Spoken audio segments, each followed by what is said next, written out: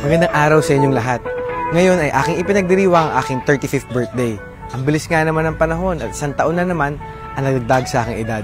Nakasanayan ko nang i-celebrate ang aking birthday kasama aking pamilya, mga kaibigan, mga katrabaho at mga taong malapit sa aking puso. At isa na rito ay mga SPED students na ilang beses ko na rin nakasama sa aking birthday celebration. Nagkaroon pa nga ng pagkakataon na naisama ko sila sa Tagaytay Highlands kung saan na-experience namin ng horse therapy na siya namang ikina-enjoy ng bawat isa sa amin. Katulad ng aking pangako sa mga SPED students na sama-sama natin isi-celebrate ang aking birthday ngayong taon, ay gustuhin ko man ay pasamantala muna natin itong ipopostpone para na rin maiwasan ang pagkalat na sakit ngayong panahon ng pandemya. Ganun pa man ay hindi ko nakakalimutan ang aking pangako sa inyo. Kaya naman gumawa ko ng paraan para sabay-sabay pa rin nating ma-celebrate ang aking birthday habang sumusunod sa mga health protocols na ating ipinairal ngayong MGCQ. Kaya abangan nyo ang aking munting sorpresa na aming ihahatid sa inyong mga tahanan. Ang aking hiling lang ngayong aking kaarawan ay matapos na itong pandemyang ating pinagdadaanan.